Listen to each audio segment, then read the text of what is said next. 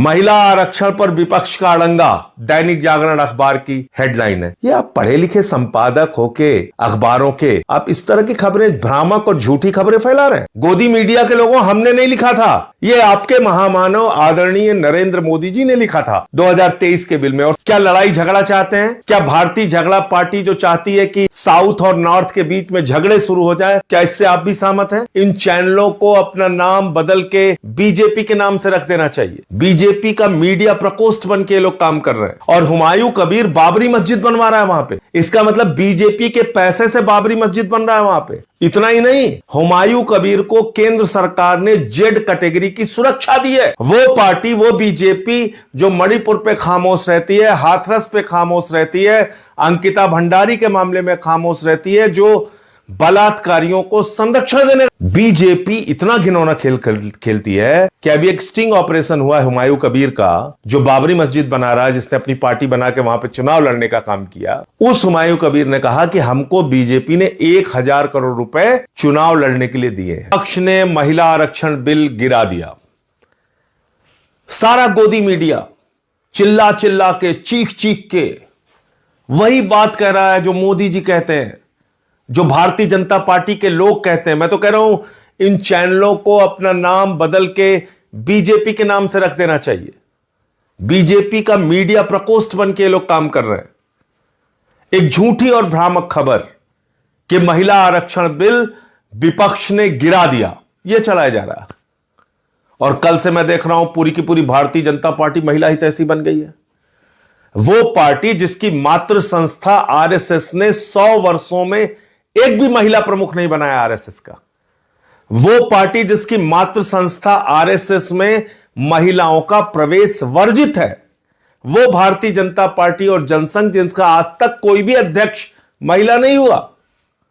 वो पार्टी, वो बीजेपी जो मणिपुर पे खामोश रहती है, हाथरस पे खामोश रहती है, अंकिता भंडारी के मामले में खामोश रहती है, जो बलात्कारियों को संरक्षण देने का काम करती है, वो कल से महिला हितैषी बन गई है। और मैं देख रहा हूं कि पूरी की पूरी गोदी मीडिया उनके पक्ष में खड़ी है। पहली चीज तो मैं देश के लोगों को स्पष्ट तौर पे कहना चाहता हूं कि महिला आरक्षण बिल 2023 में जो पास हुआ था, वो देश भर में लागू हो चुका है। यह उसका नोटिफिकेशन है। 16 अप्रैल 2026 को, 3 साल के बाद, याद रखिएगा 3 साल के बाद इस बिल को नोटिफाई किया मोदी जी ने। 16 अप्रैल 2026 को। आज 18 है, कल 17 थी, उसके पहले 16। ये देखिए आप। तो ये कौन सा बिल नोटिफाई हुआ है? 2023 में, जिसको सारे विपक्ष ने, पक्ष ने, सब ने मिल के पास किया था, महिला आरक्षण बिल, वो पास हुआ है और वो नोटिफाई हो चुका है। अब जो कल बिल गिरा वो क्या था? वो था देश के टुकड़े टुकड़े करने का बिल, जो भारतीय जनता पार्टी टुकड़े टुकड़े गैंग बन के देश भर में लागू करना चाह रही थी। उत्तर और दक्षिण का झगड़ा कराना चाह रही थी। बंगाल की सीटें कम, उड़ीसा की सीटें कम, तमाम राज्यों के बीच में असंतोष पैदा करना चाह रही थी। तो आपसे मैं पूछना चाहता हूं, क्या आप देश में असंतोष चाहते हैं? क्या लड़ाई झगड़ा चाहते हैं? क्या भारतीय झगड़ा पार्टी जो चाहती है कि साउथ और नॉर्थ के बीच में झगड़े शुरू हो जाए, क्या इससे आप भी सहमत हैं? कोई नहीं सहमत हो सकता। जो भी सच्चा हिंदुस्तानी होगा वो देश में शांति चाहेगा। और इसलिए सारे विपक्ष ने ये डीलिमिटेशन का बिल, ये महिला आरक्षण बिल की आड़ में जो एक घिनौना खेल खेलने की कोशिश भारतीय जनता पार्टी कर रही थी, वो संशोधन गिराने का काम किया है। वो संविधान का संशोधन गिराने का काम किया है। 23 का पास हुआ महिला आरक्षण बिल आज भी लागू है, उसमें कहीं कोई परिवर्तन नहीं हुआ है। अब वो क्या था ये भी आप सुन लीजिए। महामानव ने 2023 में जो महिला आरक्षण बिल पास किया था, उसमें उन्होंने लिखा था कि पहले जनगणना होगी, जनगणना के बाद डिलिमिटेशन होगा, डिलिमिटेशन के बाद आरक्षण होगा। यह किसने लिखा था? 2023 में महामानव आदरणीय नरेंद्र मोदी जी, उन्होंने लिखा था। हमने नहीं लिखा था। गोदी मीडिया के लोगों, हमने नहीं लिखा था।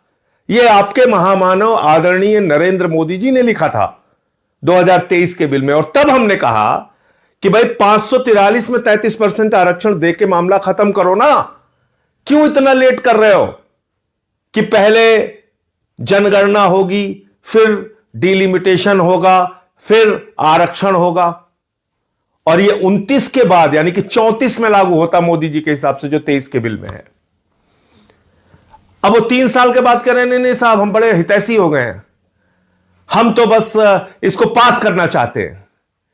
यह कितनी झूठी और बेबुनियाद बात है कि 3 साल तक वो 2023 का बिल इन्होंने नोटिफाई नहीं किया था, जिसके ऊपर संशोधन लेके आए। 16 अप्रैल 2026 को आनन फानन में उसको नोटिफाई किया इन्होंने। और अखबारों की हेडिंग आप देखिए। चलिए, गोदी मीडिया वाले गलती करते हैं, बात समझ में आती है, मैं आपको दिखाता हूं। ये अखबारों की हेडिंग पढ़ के तो मुझे इन लोगों के दिल दिमाग पे तरस आ रहा है कि क्या ये सोचते हैं, क्या कैसे काम करते हैं।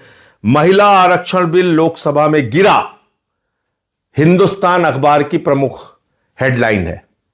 अब आप देखिए, महिला आरक्षण पर विपक्ष का अड़ंगा, दैनिक जागरण अखबार की हेडलाइन है। ये आप पढ़े लिखे संपादक होके अखबारों के, आप इस तरह की खबरें, भ्रामक और झूठी खबरें फैला रहे हैं। महिला आरक्षण बिल तो लागू हो चुका है देश भर में। आगे बढ़ते हैं। अब बात आती है डीलिमिटेशन के नाम पे ये क्या करना चाह रहे थे। ये इस बिल को आनन फानन में क्यों लेके आए? क्योंकि इनको बंगाल और तमिलनाडु का चुनाव दिख रहा था। इनको लगा हम देश भर में ये प्रचारित करेंगे कि देखिए देखिए साहब, महिलाओं के आरक्षण के खिलाफ है पूरा का पूरा विपक्ष और हमको चुनावी फायदा हो जाएगा। लेकिन मामला उल्टा हो गया। मामला यह हो गया कि आप 2011 की जनगणना के मुताबिक डिलिमिटेशन करने की बात कर रहे थे, जिसमें बंगाल की सीटें कम हो रही हैं, तमिलनाडु की सीटें कम हो रही हैं। तो उन लोगों ने अपने अपने राज्यों में इसको बड़ा मुद्दा बना दिया। तो लेने के देने पड़ गए, लेने के देने पड़ गए मोदी जी को।